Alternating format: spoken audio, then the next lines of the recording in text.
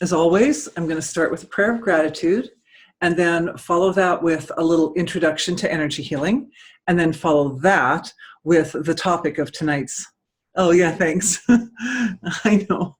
And then follow that with a dive into the tonight's topic, which is 10 awesome ways to heal yourself through energy work. All right.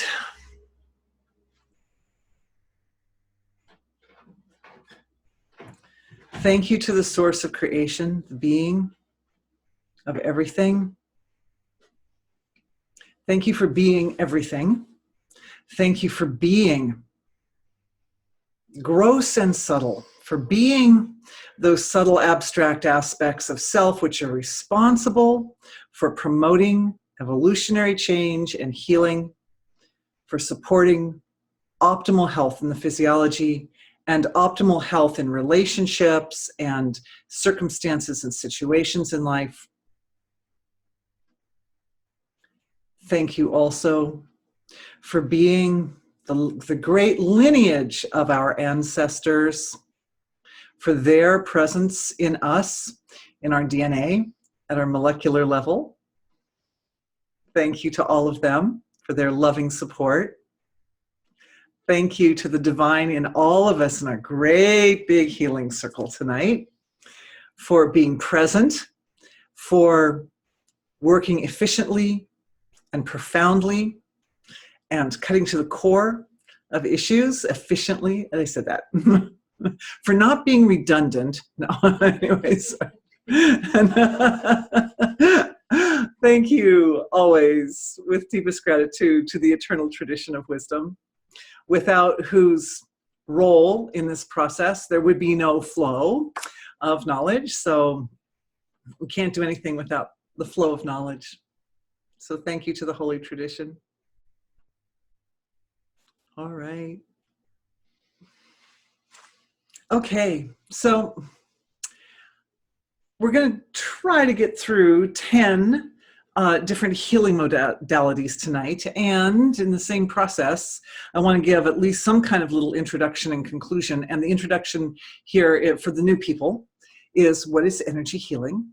And so energy healing is the ability to focus attention intelligently. We're going to talk a lot about that tonight, in specific ways to produce specific effects. So that's really the nutshell of the whole thing. The other part of it is the landscape, because focusing attention is pretty easy. All you have to do is think about something and your attention just goes on it. But you have to know what to focus on. So in order to roll out tonight's healings, I've divided them into categories. I've divided them into categories of healings where you just put your attention on something, just laying it in. That's one kind of a healing technique. Another kind of healing technique is when attention is positioned in such a way that it flows. So sometimes attention is still, and sometimes attention flows. Sometimes attention does both.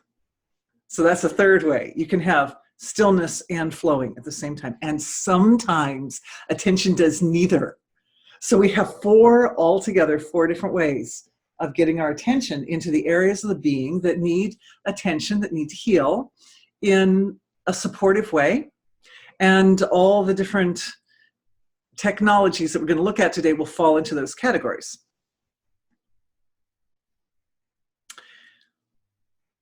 But first we have to take a minute and look at the landscape. So you guys now have the overview. We're going to look at the landscape. So here's the landscape. At the source of creation is infinity, silence, silent ocean of infinity. And that infinite silence collapses to a point of expression. And that expression is a point of absolute dynamism. So We have absolute silence collapsing to absolute dynamism, and then absolute dynamism collapsing back to absolute silence. And these are two strokes. Sometimes I call them the two strokes of the divine dialogue, because the divine is constantly doing this thing. It's sending flow of being from unmanifest to manifest, and from manifest back to unmanifest. And at both ends of that spectrum is infinity. Because you have infinitely, you go down to smaller than the smallest, and you have infinity at that point that's smaller than the smallest. And when that point from smaller than the smallest expands out into the great vastness of creation, it becomes bigger than the biggest. And when you get past bigger than the biggest, you still have infinity. So you could say that the whole entire manifest creation is being sort of hugged or embraced by infinity. That infinity is at both ends of the spectrum. There's infinite silence and infinite dynamism. So we have infinity is the underlying principle, and infinity is kind of running the show. We can call that divine being is running the show. Being is running the show. It's deciding when expansion's happening, when contraction's happening, and in fact, expansion and contraction are happening all the time at every point. So we are here with our hardware. This is the hardware. The body is the hardware. And the body starts to cry or something because it gets sick or some situation comes up that's not working. So then we have to figure out where to put our attention in that field. And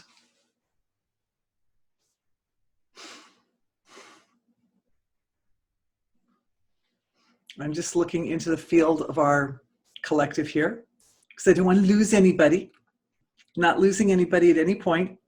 So we're collecting everybody up into a kind of our healing collective, our healing circle, right? All right. So now we're going to have to split hairs just a little bit, because the point where attention focuses, where it has the ability to really make concrete changes in the manifest world, is in the gap between that big hug of infinity and the manifest field of creation. It's right between, and it's at both ends. So in the gap is where the real work is done. So as I'm going through these different healing modalities, I would like everyone to understand that the primary focus of attention is in the gap. That's where the switchboard is. That's where the control panel is. That's where the motherboard is. So it's been fun this last month. As you guys know, I have a son who's in college, who's a smarty pants. And he's been looking at the interface between the hardware of a computer and the software of the computer. And as he's been doing that, and we've been talking about it, I realized that it's not so very, very different from what we're doing. We have the hardware of the physiology, and then we've got the software of consciousness. And so the software, what we're doing tonight, the reason I divided these into these 4 logical categories is because this is also the way that software engineers, this is the way computer programmers divide. They have it similar, not exactly the same, obviously, because we're not computers. We're fancier than computers. But anyway, all right, so in the gap, there's a flow. And the flow has, you can think of it as kind of like 2 different directions to the flow. Just like in an electrical current, there can be 2 different directions to the flow of the current, right? And we have to decide how we want to bridge into that flow. So we're going to go into the first one, which is just to focus, just to see it. It's kind of like concentration, right? You just focus or see it.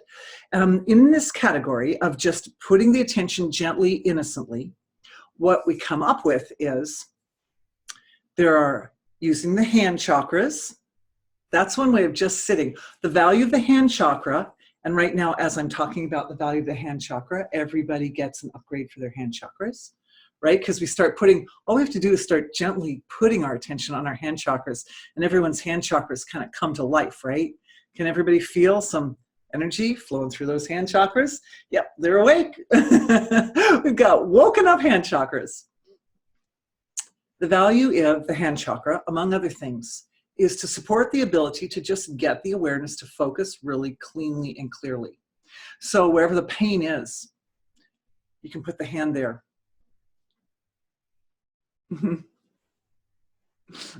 Wherever it is. Now, the thing about hand chakras is because they're designed to help support the focus of attention, you can put them anywhere. So if you have something in the back somewhere or some other place, your bank account, you can also put an energetic hand in any of those spots.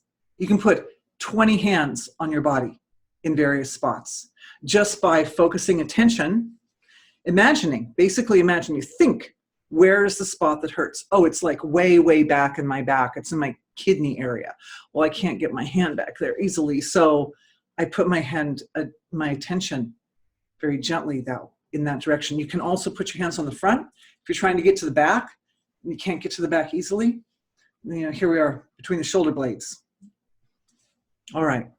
So when attention flows in to some area of the physiology, it brings with it that sweetness and liveliness and qualities, all the qualities of absolute being.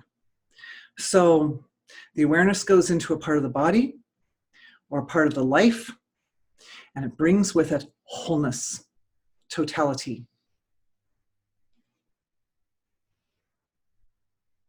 It's like that hug of infinity is taking place in a specific area of the physiology. The hug of infinity. Because infinity is at both ends, and because it's hugging the whole system. All through the system, infinity also resides. It also exists. This is important. We don't realize it because the nature of the relative is to hide infinity. Also, we're going to go back to the gap for a minute. In order for infinite and manifest being to come through the gap and to create infinity, it has to go through the prism of the 3-in-1 structure. So this 3-in-1 structure fractures the flow of being, essentially. It splits it up into multiple forms. And remember, at the 3-in-1, you can get all, or one side or the other side, either the upflow or the downflow, or none.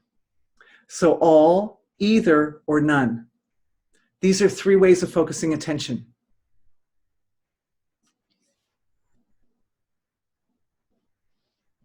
Here's the thing, it gets a little more complicated here.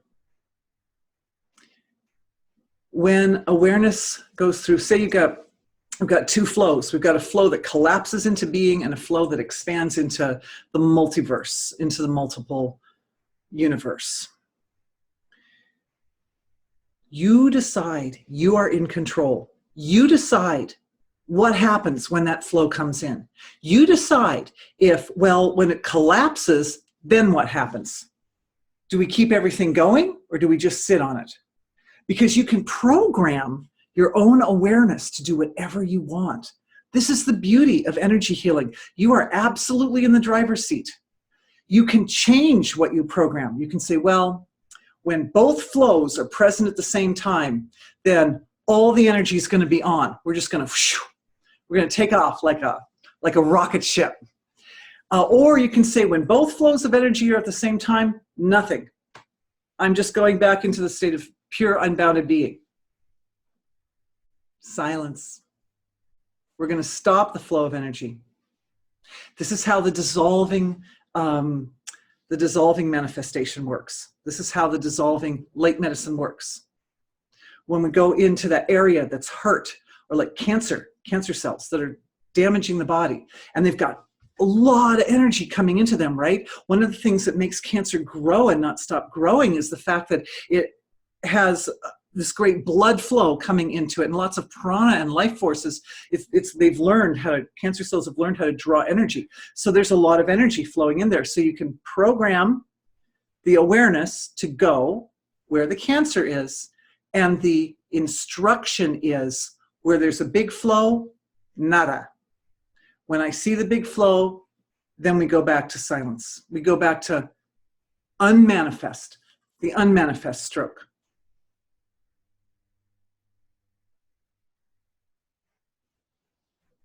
I'm just watching it. I'm watching it. I'm watching everyone process that. Good job. Okay. Okay. You get the idea. It's a little complicated, but we're doing it. Good. Good. Okay, let's see what else have we got. Oh, yes. 2 other kinds of healing processes that involve simply focusing attention. That's it. You don't have to, all you just put your attention there. Are the written healings and the video healings. And I've got lots of them that I offer, but just because I'm offering written and video healings doesn't mean that you can't do written and video healings for yourself, right? So, because we can create anything. This is consciousness creating. I had this girlfriend, lovely, God, such a sweet woman, but she had been raised by an alcoholic who was extremely abusive. So he had lots of weapons that he used to beat his children when she was a little girl, she and her sister. The 2 little girls. I mean, girls are the tenderest things, you know, but, you know, he felt it necessary to have sticks and whips and belts and all kinds of things like that. As an adult, after he passed on, she found the box in the garage with all those things in it. And she created a healing for herself. She took them out under the moonlight with her Sharpie marker. And she wrote on them, I love you. You are precious to me. You are my tender little daughter. I will never hurt you. On all of them. She said it was amazing. It was amazing. And now she still has the box because it stands as a symbol of the healing of her relationship with her father. So that was like a little message that she wrote to herself. And she made it very powerful, and she put it in there on the spot that was actually the thing that had made her not feel that way in the first place. Very powerful. It's very powerful. And now all she has to do, she doesn't have to do anything with it. It's just there. And just the fact that that box exists is enough for her to know that she has healed that process. She healed that pain. It's very powerful. So yes, I offer many. I've got a blog, I've got the knowledge base. You can go look at my writings if you want examples, or you go to the YouTube videos. There are lots of great healings in the YouTube videos, and it's very passive. All you do is you just sit back and just let it wash, and just the attention, very simple, sitting with it. Every writing and every video, whenever a new person comes in and views it, it enhances the effectiveness of it. So it's like a child that you put out into the world and then they just grow. All right. So those are 3: hand chakra, written, or videos. And, you know, I think that there's a lot that can evolve. We're just scratching the surface here. But there's a lot that could evolve with the writing and with videos. You know, there's a whole area of like a ceremony. Little shout out to Las Vegas there. You know, ceremony is another, you know, whole way of performing action that just allows the attention, just focuses. Of course, in ceremony, the person who's performing the ceremony is in one of these other modes. They're in the flow mode, or they're in the both mode. But for the one who witnesses, it's just very simple. Just the attention is there and the effect is gained. All right, very good. Next, the flow techniques. The flow techniques. So in the flow techniques, awareness needs to move from one point to another. And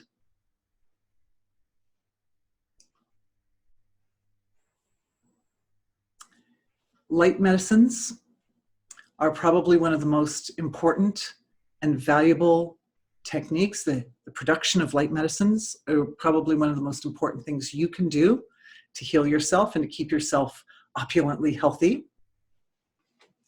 Light medicines are produced in the causal level of physiology, which is down at a very subtle level of the body, of the being. And what I'm doing is I'm mentioning it. We're just going in and we're just attention on the causal body and attention on the exact precise spot in the causal body that is responsible for the production of light medicines.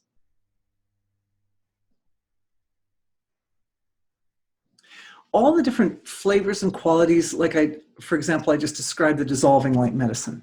All the different flavors and qualities and types of light medicines, each utilize those principles of interfacing with the divine dialogue in a specific way or in combinations. And it's much more, here we're getting more elaborate. We're getting more elaborate. And I think in the context of this healing session, of this live webinar, I'm not sure we can go into all those details yet.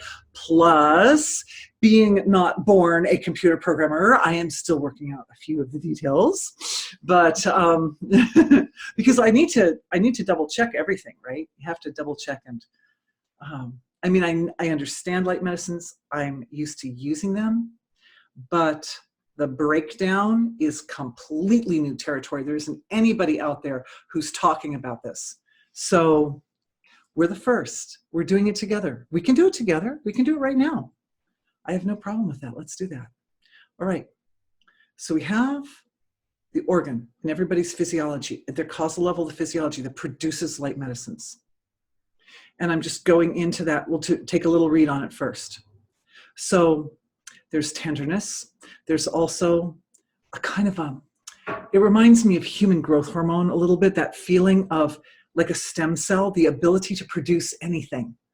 That's the energy frequency that's in there. But there's a really delicate tenderness about it. It reminds me of like an infant who hasn't lived its life yet, but its life is ahead of it as this great big potential. So there's that feeling in there of that organ of the causal body that is just filled with all this potential. And there's a kind of excited access to, okay, the divine dialogue, right? Because we're interfacing. This is how we change things. This is how we transform our bodies and transform our worlds. So we're interfacing with this divine dialogue, which is a very fundamental, very basic principle. So in the divine dialogue, there's the collapse in, and then there's the emergence back out again. And that's a really important spot in the process. Now, whatever's happening in the collapse in will, it's like a little seed being planted in the ground, sort of. That whatever the discord, when we're doing energy healing, it's because something's not right, right? So there's some pain, some discord, and it needs to be dissolved. It needs to be offered back into the field of pure silence. And from the pure silence, the antidote arises. So there's a relationship between what goes in and what comes out.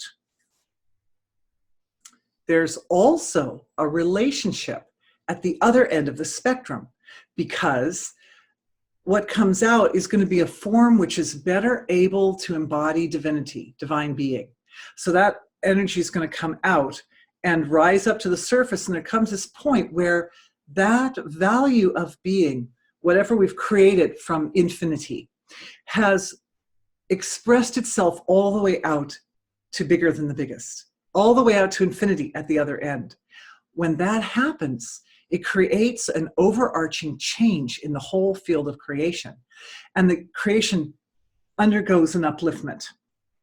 When the creation undergoes an upliftment, then it's ready to be a form which allows the divinity to embody even more detail, even more completely, even more profoundly. And so what happens is, when your impulse of healing reaches infinity, at the other end, the big infinity, the bigger than the biggest infinity, then it becomes evident which areas need to change. And when those areas light up, the whole thing collapses again. Another collapse occurs. And the collapse has a form in it that's not sufficient for perfect divine embodiment.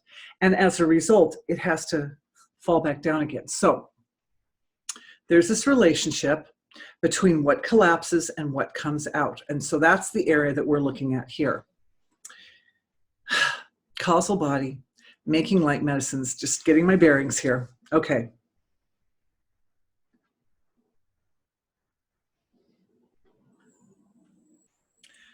Whatever is lacking in the system that is being destroyed, that is breaking down, is exactly that energy that is picked up on the way back out the other side.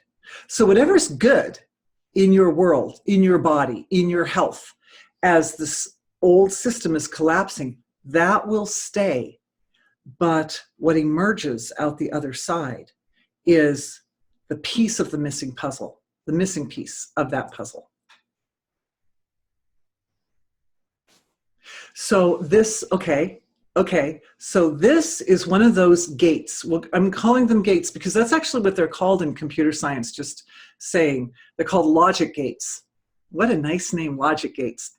So the gate knows, the gate is placed specifically to accommodate what's going on. So what's going on here is there are parts of the system that work and are great and we want to keep them. And there are parts that are not working great and we want the opposite. So what the causal body does, what being does, when the whole thing collapses, is it analyzes that. And there's discrimination that evolves, discrimination for everybody in their causal bodies right now. We're waking that up so that discrimination is more refined, more precise in the organ that produces the light medicines. I'm seeing the organ. It looks very interesting. It looks like it has a core of light. It's interesting. It looks not like terribly, terribly different from this interesting rock. You can see the rock, if we get the reflections off, that it's got a core that's light. The core is light. And then the outer side, this is where the light medicines come out. So if you imagine something that's not quite shaped like this, but more round, and that inside there's a core of light, and that toward the edges, there are distinct features. It's very round. Maybe more like this one. Yes, more like this one. So in the center is light, and then around, it's more orderly like this. Around the edges are spines, which come out, and they interface with the combinations. These are the combinations of the gates. I was going to wear this. I'm like, I'm not going to wear that. Turns out it was useful after all.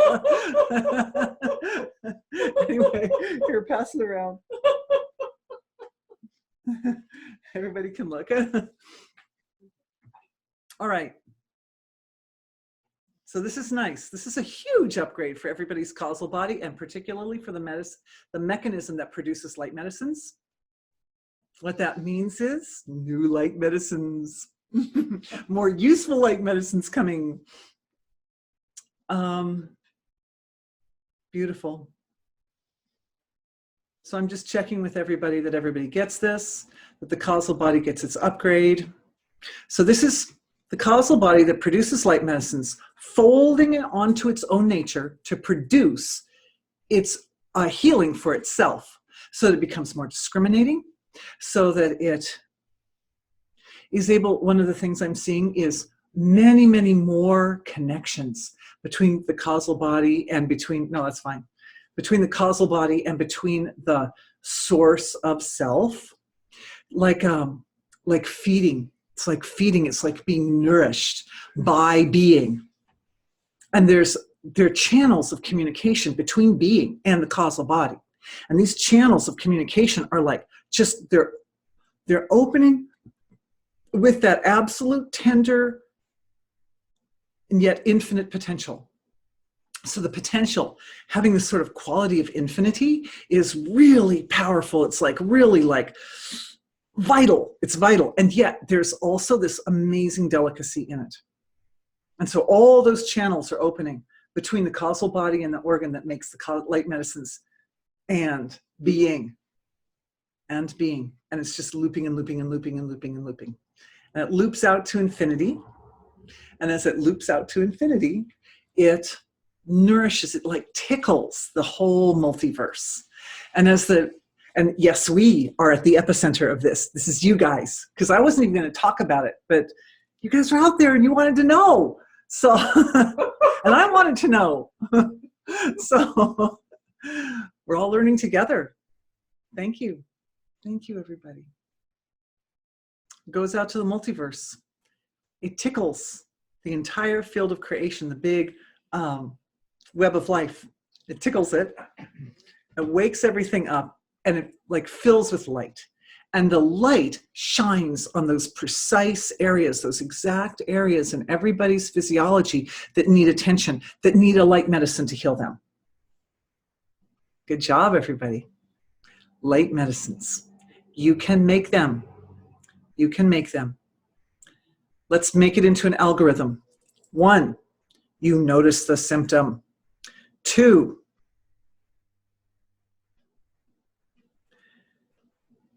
with awareness on the symptom, energy flows, it relaxes into, it meets the infinite ocean of silence.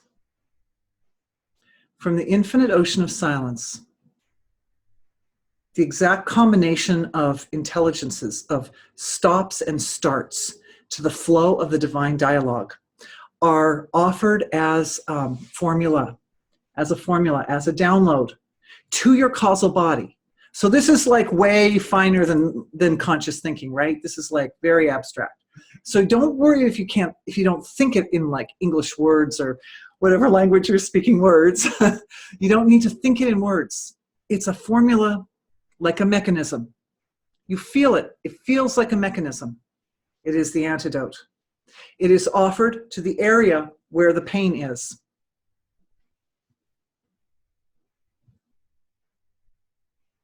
And then the mind has an opportunity to rest again in silence. To discord, silence, antidote, silence. It makes a loop.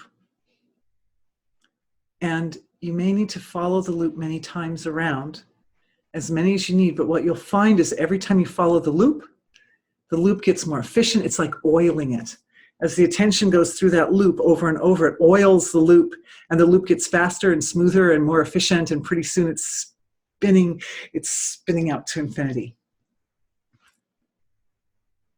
Flow. There are other kinds of flow.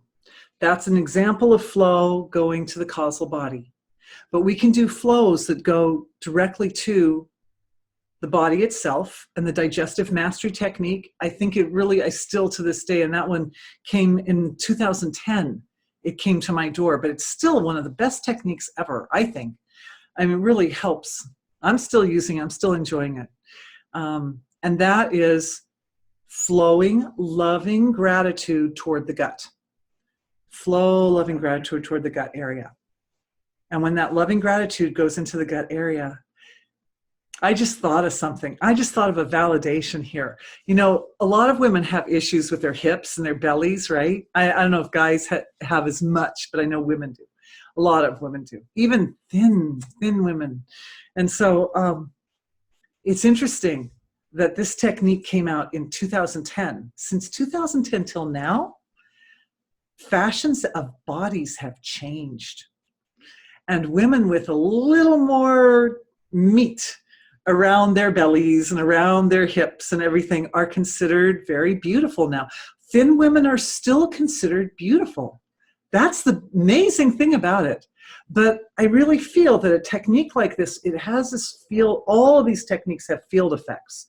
So we start practicing them and we start loving that part of the body. We start loving the microbiome, but all the rest of the tissues down there get love too, because the microbiome gives the love back.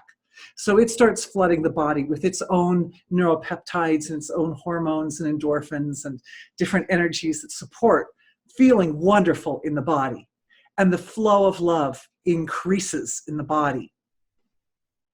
And then fashions change. And women with hips can feel good about their hips. That's nice. So, good. It's good. So that's another way we can flow. The flow of love, the flow of gratitude. You can send light medicines to your belly, to your guts, to your microbiome. Okay, there's another kind of healing technique, and that's one that flows back and forth. So we've talked about a flow that goes down to subtle levels of the physiology. We've talked about a flow that goes out toward the gross level of the physiology, right? Out towards the physical part. There's also a flow that goes back and forth between, there are techniques that flow back and forth between subtle and gross, but there are also techniques that I think are very interesting, especially in the light of our group, that flow back and forth between the individual and the collective. And I really do want to talk about this because that just came up a few minutes ago when we were doing the light medicines, and it was so beautiful. It was so like mind-boggling for me. So thank you. So right there, between individual and collective, the interface between individual and collective is the outer shell of the astral body. So here we are, and here's the astral body right there. If we have a diagram where the physical is at the top, and then physical, etheric, mental, emotional, astral, causal, and then the levels of being.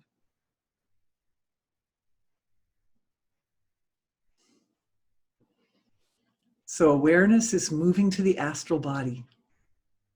The astral body connects you like an interface to the rest of the web of life. The outer area of the astral body has an abilities to morph in different ways. The inner area, the inner core, is more connected to or associated with the interface with the physiology, with the auric field, with the emotional body, mental body, like that. It's like a big filter because it filters between you and the environment. And I'm just getting a read for everybody here. So everyone's astral bodies are kind of lighting up right now because our attention is going to the astral body. And in the astral body, I'm seeing several different things happening at once. One is there's a value of feminine intelligence, which is part of the, we could say, the collective level of self, the Saguna Brahm, collective level of being. And that intelligence is like a mother. You know how mothers protect and nourish, right? So they're protecting their child, at the same time they're making sure the child has everything they need. So it's that energy. And this is, again, it gets very interesting here. It turns out that the rules change as you go along, right? When a child is this big, you really have to protect them. They're a full-time job. And when the child is like grown up, you don't have to protect them at all. Ideally, you don't have to, they protect themselves. They protect you. So the rules change as it goes along. So this is what this female aspect of intelligence is sharing with our group. And that female aspect of intelligence is all of us. It's part of all of us. It's part of all of us that's collective. So here, I see, we're looking at karma. Because when we interface with the environment, one of the main principles that we're working with is not only our own personal karma, but other people's karma as well. Sometimes you maybe have cleared all your karma in, say, the area of finance, but you're dealing with someone who's got a problem in that area. And so their karma in that area kind of can influence your situation or your story.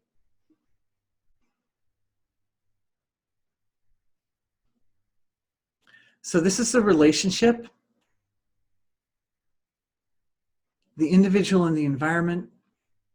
And this download of information is being received. It's a loop, self-referral loop, is coming up from the field of being into the astral body to support, again, discrimination is coming up. Good. Discrimination to support the ability to know when to be more protective and when you can be kind of like more open and receiving, giving and receiving. And I'm seeing the astral body functioning in a very sophisticated manner. Sometimes we need to be open and receiving in one way, and also kind of setting healthy boundaries in another way. Like you may be hanging out with someone that you adore and you need to be open in your flow of communication, but at the same time, they are harboring a virus and you don't want to catch the virus. So it's a rather sophisticated process, but I'm seeing orderliness coming into a field, into an area which has been chaotic and somewhat misunderstood. Good. I'm seeing with this element from the Saguna Brahm level of self, another energy. And that is the energy of vast resource of wisdom. Vast resource of wisdom. Good, good, good. Okay, so with the vast resource of wisdom comes a warning. And the warning is, with expanded knowledge and expanded wisdom, there's also responsibility. That's fine. So what's happening for everybody in the group to varying degrees is an actual increase of intuitive ability. The ability to translate what's experienced on an abstract level of self into a form that the conscious mind can unpack and understand. That's a great gift. That is a great skill. Everybody needs to have that. In order to really understand yourself, you need to have that. Why? Because our physical bodies speak a language which is not a human verbal language. They speak the non-verbal language. They speak the universal language of perception and experience. Beautiful, beautiful. Everything speaks that language. Everything speaks it. Everything speaks it. It is a language of motion, but it's, in this case, what's refining for everyone is not the ability to read off of a physical motion like, oh, but to read off, right? Or, no. There's so many kind of motions, but to read off of motions of pure energy and pure light. That's useful. That's useful, you guys, because what it does is it opens up communication flow between the level of self, the level of physiology, which is right at that gap, right at the control center, with the whole manifest level of self. Beautiful washing. It's just, again, it's very similar to what happened with the causal body and the astral body when those channels of communication kind of opened up and became more, I guess it happened with the causal body, just became like more rich, like a richer flow of blood, prana, life force, more life force flowing in there. So it's flowing into the astral body. And the astral body is an interesting spot because if we look at the lineup here, it's kind of in the middle sort of ish. And so in the middle, it needs to be able to interface in both directions, both sides of the divine dialogue, right? It needs to be able to interface with a collapse into absolute infinite silence and with expression all the way out to infinity. So what I'm seeing is that the astral body is a very important player in the both healing techniques. The techniques where you have to do both. You have to go into your own silence and just sit as the silent witness to the experience and moving energy at the same time. So let's make sure that we covered in this section on flow, just to review for everybody. Okay, in the section on flow, we covered light medicines, digestive mastery. Oh, well, there are 3 others that we didn't cover at all. Let's see. but and interfacing between the individual and the environment. And in order to do that interface with the web of life, so that wasn't even on my list, but that's pretty cool, huh? I guess we'll cover those other three tomorrow. How are we doing for time? Yeah, better. I'm making a note for tomorrow. Okay. All right.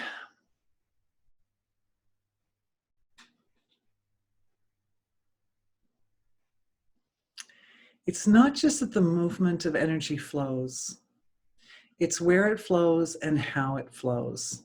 I am going to mention just one more thing in this section, and that is a kind of a protection technique, which is on my website, of dissolving, oh no, it's not, dissolving bridges. Bridges are forms, bridges are channels of consciousness, streams of consciousness, threads of consciousness, which connect the suffering in this lifetime, in this moment, to situations of the past where either similar suffering was going on or there's some kind of karmic connection. And bridges are dissolved. You know, a bridge connects the two sides of a river, right? So awareness has to go to both sides. Now, it's really easy because we're almost always starting with a symptom on this end. So it's easy. You've got your symptom going at this end.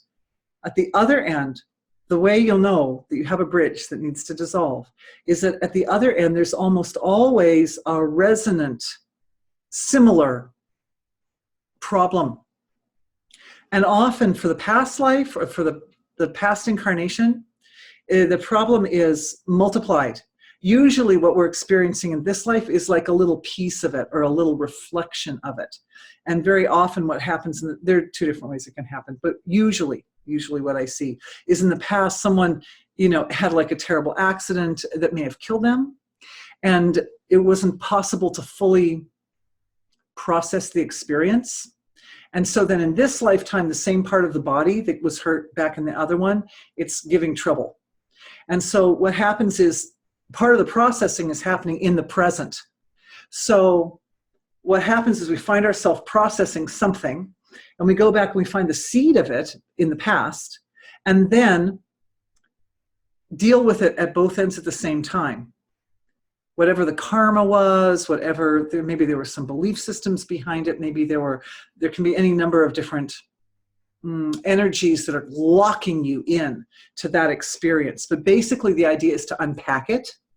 And once it's unpacked, what we have are little pieces of information. And the little pieces are really easy to deal with.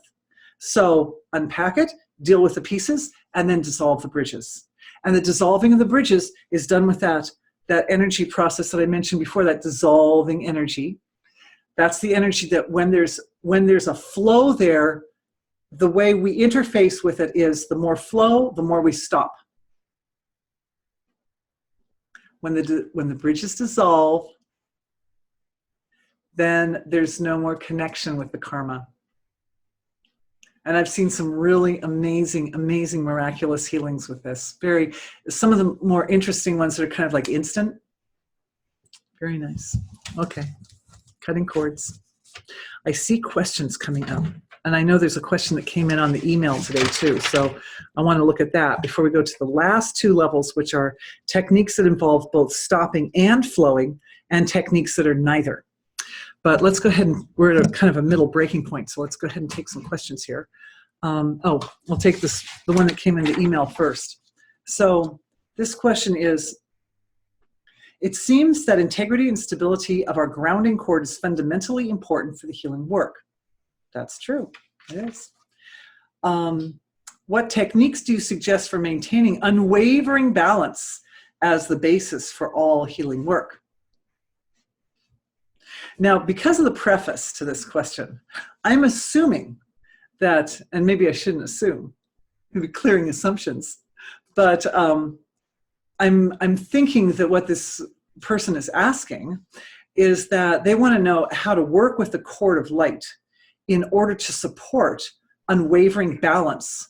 And it's true that unwavering balance is fundamental to healing work, and yet it's also true that we have to be sure that everybody's defining balance in the same way.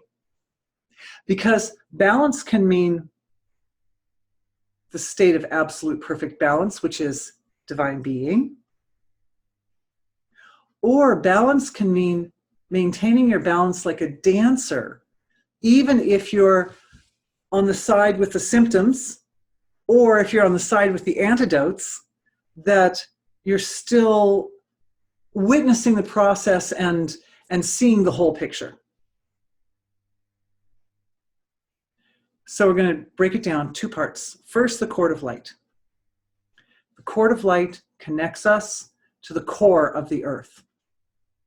And it also connects us through the core of the earth and through Earth's cords of light to the whole universe. So this is one of our touchstones with infinity, is our cord of light. If we go down through the body chakras and then through the earth chakras and into the ground. And stability, promoting health, because you want to have the cord well anchored. And I'm just looking at everybody's cords and making sure that everybody's cords are anchored. And I'm telling you, cords are like faces. They're just, each one is so unique, so different. It's amazing. Beautiful, beautiful. Everyone in this room and everybody in video land.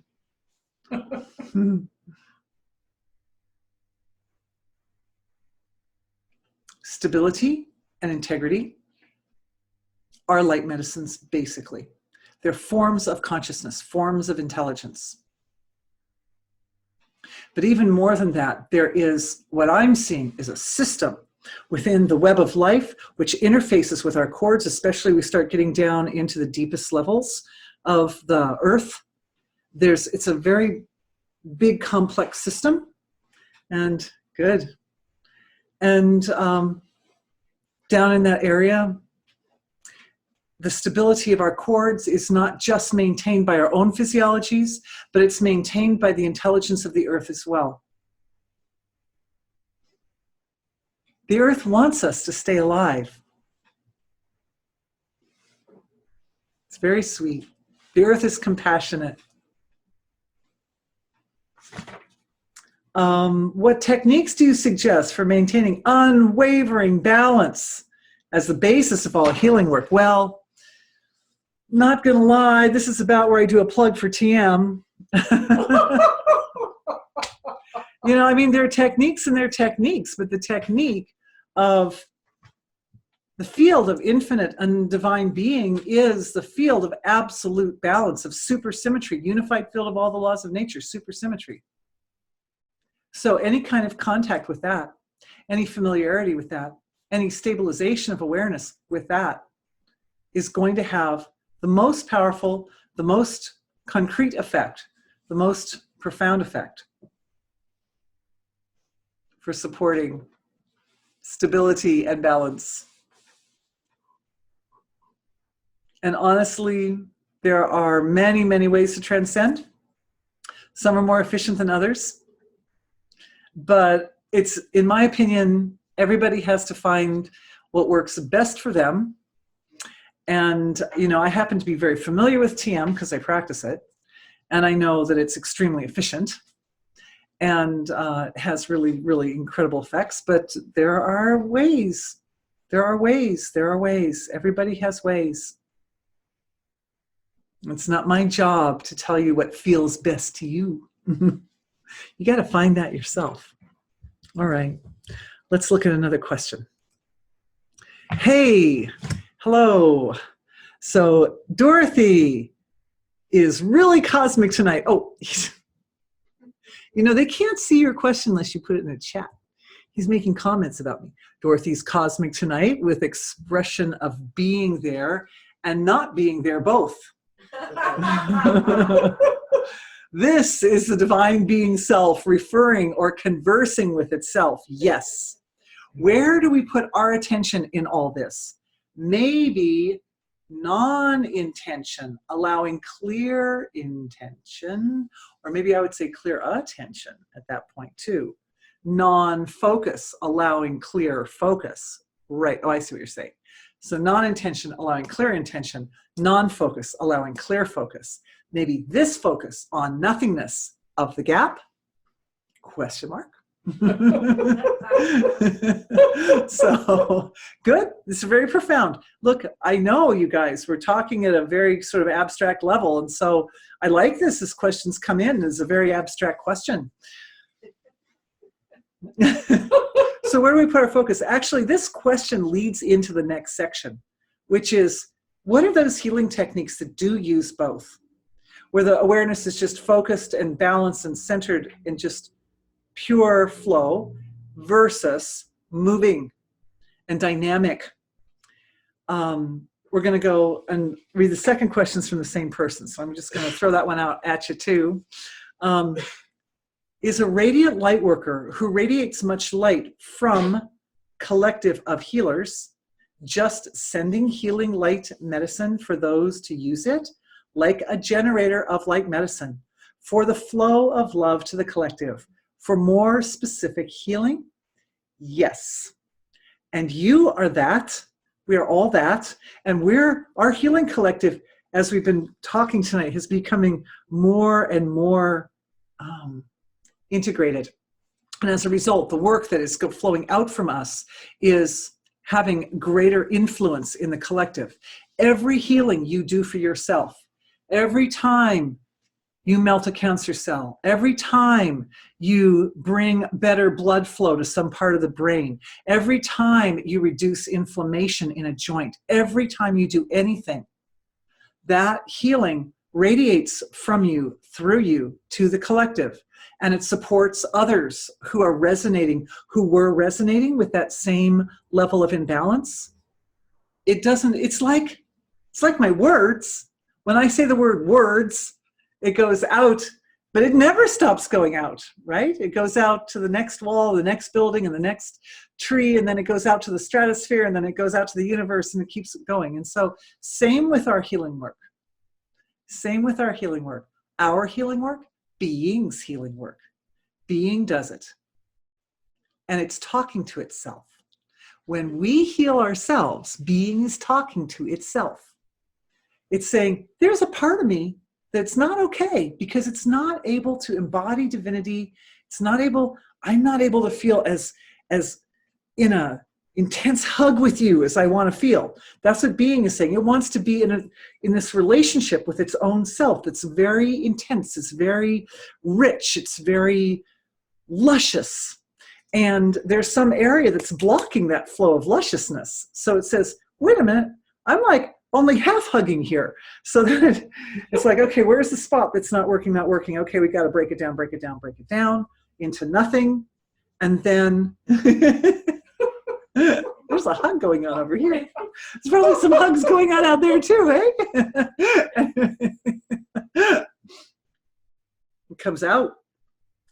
It comes out with, you know what? If I was shaped a little more like this, if there was a little bit less fear, if there was a little bit more self-love, if this belief in suffering wasn't there, whatever it is that needs to be resolved, then as it comes back out into the field of manifestation, a new form is born. And that new form is better able to embody divinity. And that goes from you, like, oh, I can put this light medicine in my knees and then they won't swell up and hurt anymore. That's beautiful. And then, so then you can walk better. And then when you walk better, you're happier because you can go places. You can do things. That it radiates.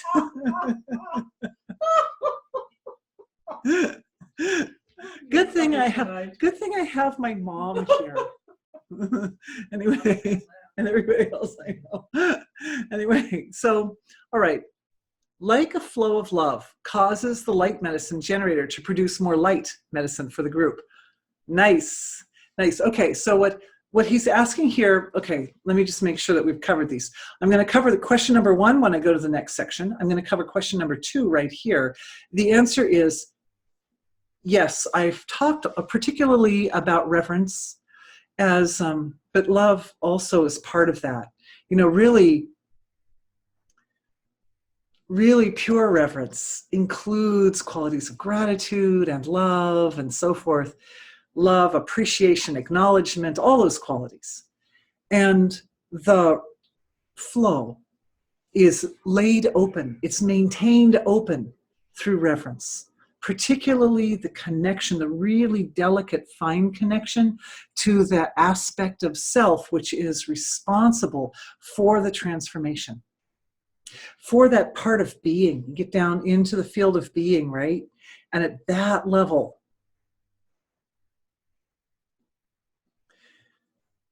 the quality of intelligence, the vastness of the archive of wisdom that's behind the work that allows this physical manifested universe to exist is so huge that if anybody's experiencing anything but reverence, it's kind of like amazing.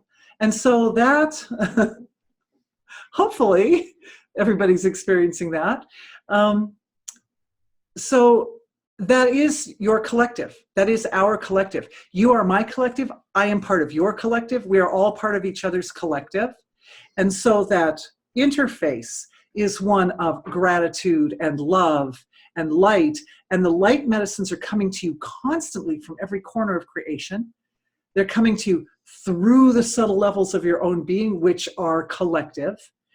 They're coming up into the defined individuality level of self, which is also collective, right? You've got your collective of the ancestors at the DNA level. We've got the collective of the microbiome. We've got the collective of every incarnation you've ever lived as sort of part and parcel of the personality and the identity in this lifetime. I mean, it's all a big collective, really. So, so that relationship builds on reverence. It builds on a level of love and devotion and appreciation and acknowledgement. And that falls under any smarty pants out there, which category does that fall under? It falls into the first category. Just focus. Just focus. The reverence. And I give. That's all. Thank you. You guys are so sweet. Okay. That was a rhetorical question. Okay. So both techniques. We've got the inflow, and then you've got the silence.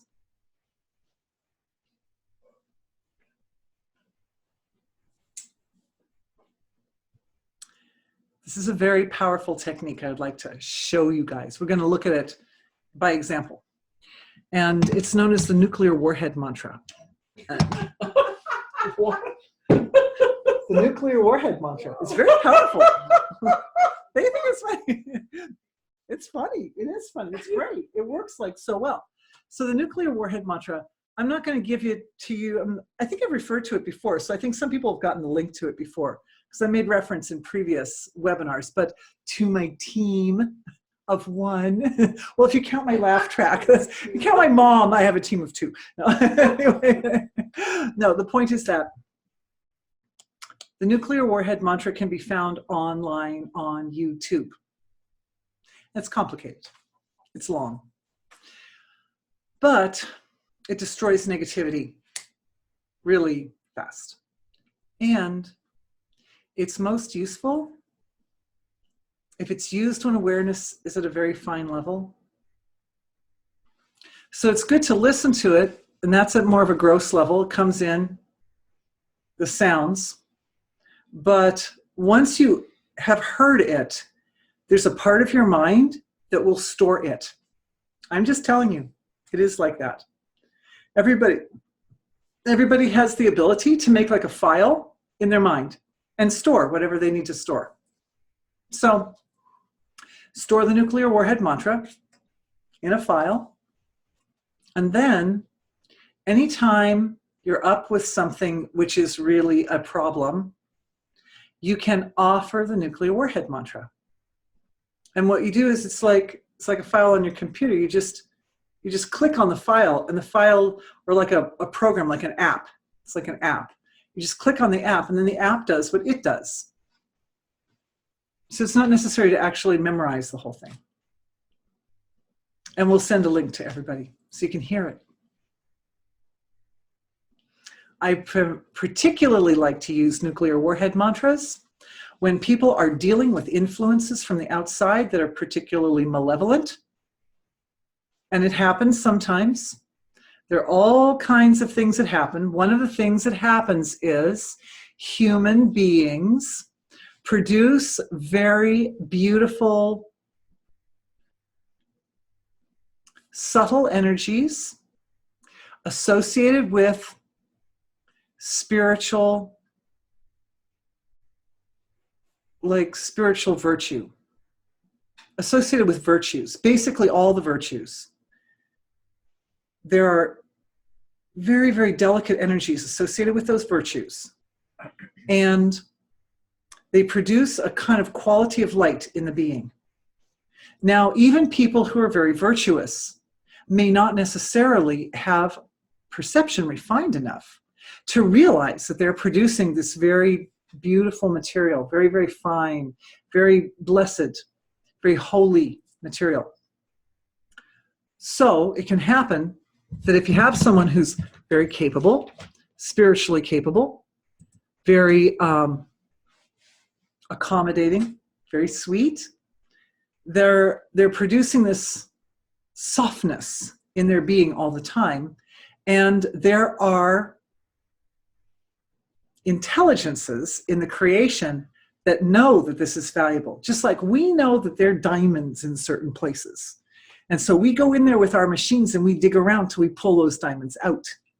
So it's the same thing. It's like a kind of, it can happen, like a kind of a mining operation. So this is an example of a good place where nuclear warhead mantra is useful. And if you compare it to a diamond mining operation, basically you put the nuclear warhead mantra in the mechanism that's pulling out the diamonds. Wherever there's little threads, they're always threads, they're always threads. So you put it at the end of the thread, wherever it's touching. And in very many people, and we're just checking for people right now, because that can cause leakage. It can cause like a kind of a leaking out of some of the best parts of a person's life force. And I actually see with some people in this session, behind the heart, in the back of the heart chakra, that's one of the spots that's common. Another one is in the back of the neck and here. So just right at those spots, we're just looking at them, putting little patches on. The nuclear warhead mantra goes in and it eliminates the connection. And then all that beautiful light medicine, all that softness that's produced. In fact, I haven't seen this happen before, but thanks to the greatness of our healing circle and our healing collective, I am actually seeing a re-establishment of everything that's been lost. This is big, you guys, this is big. In fact, I'm seeing in our healing circle many, many, many lifetimes of people have lost over centuries upon centuries upon centuries. They have lost this beautiful, blessed byproduct of their own spiritual grace and purity. And all of it's coming back. All of it's coming back into the soul. It's like a kind of a wholeness is being established in everybody's souls right now, everybody's beings, to a very great degree. It's a lot happening at once. Hang on, let me break it down. I'm gonna unpack it.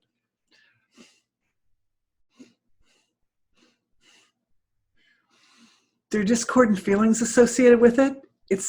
And there's a sort of a self-judgment associated with it. Evidently, the little cord, when it comes in, it says, oh, it's your fault. Oh, you're losing some of the value of your spiritual grace? Well, that's your fault.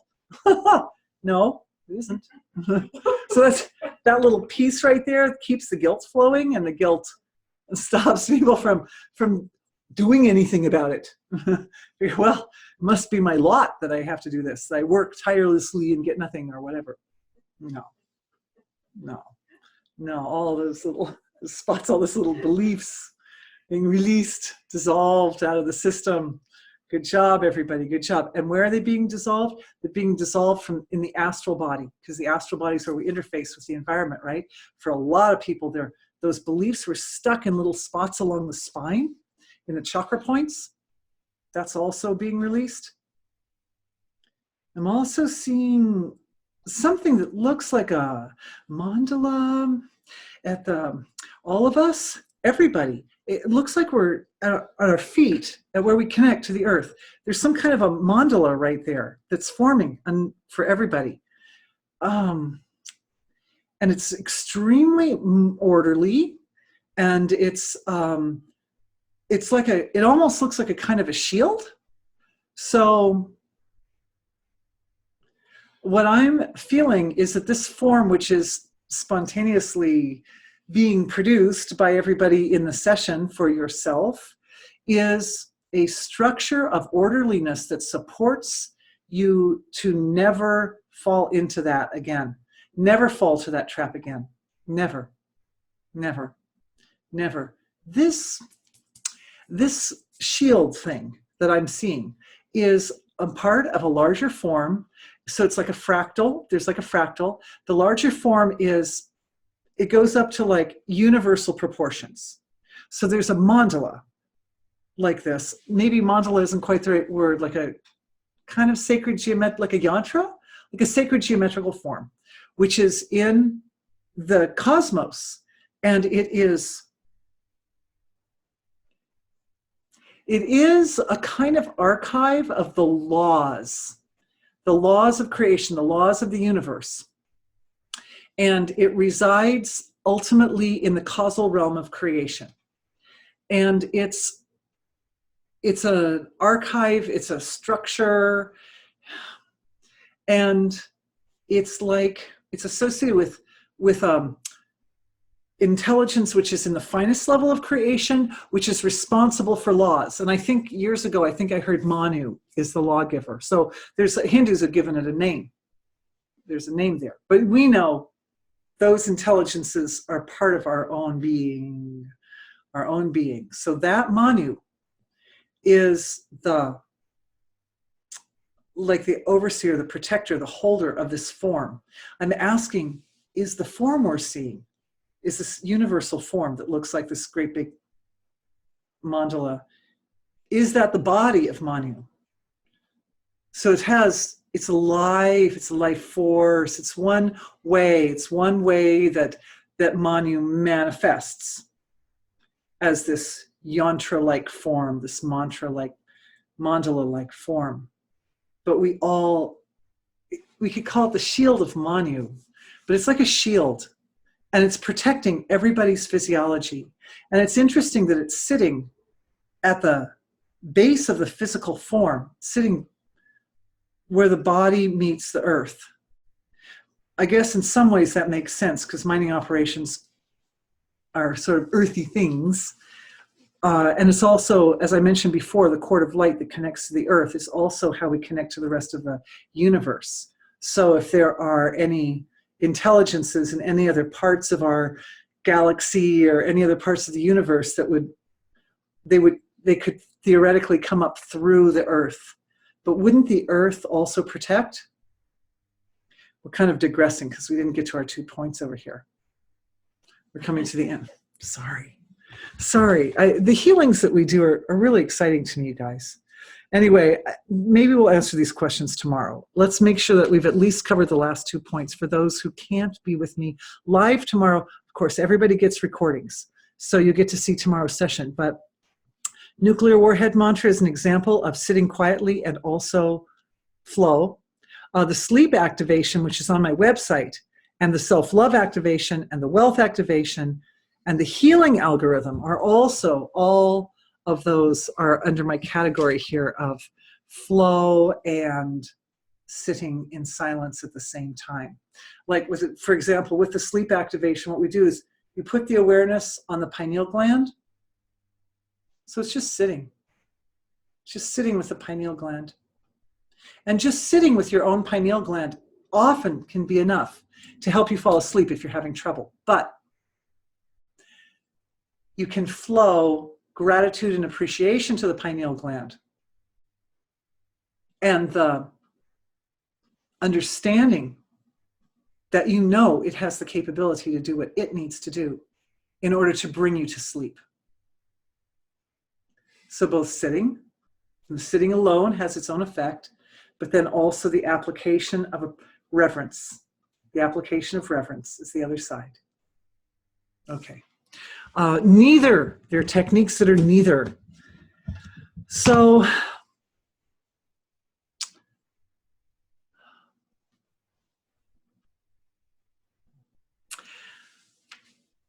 I would say one of the points that came out when I was looking at neither techniques was, now I'm kind of questioning this, but one of the points that I brought up was Jyotish.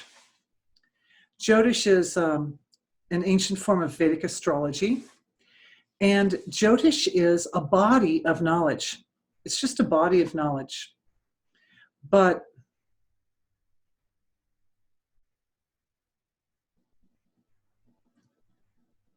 the openness to that body of knowledge alone can reveal self. It reveals yourself to yourself. So the neither techniques are infinite, unbounded, unmanifest silence, just being in its space. So we talked in previous webinars, another example, these are a little more abstract than neithers, but another example is balance. Balance is itself a kind of a technique. Because when one is gripped by the negativity of a situation or an illness or a problem, and you know that there's an antidote somewhere, the step isn't to try to go to the authority or put yourself in the hands of somebody who's going to fix it for you. The trick is to find the point of balance, which is in a sense neither. It's neither the outward flow or, it's neither outward or inward. It's like right smack in the center. We could call that sitting. We could call that sitting, a sitting technique. But in a sense, I feel as if it's not even that, because the point of balance is the point of absolute being. That's when one is not even the individuality. The individual awareness isn't doing anything. It isn't even sitting on something. It's just completely let go. So all the neither techniques are associated with the collapse of awareness into being, into nothingness, into eternal silence.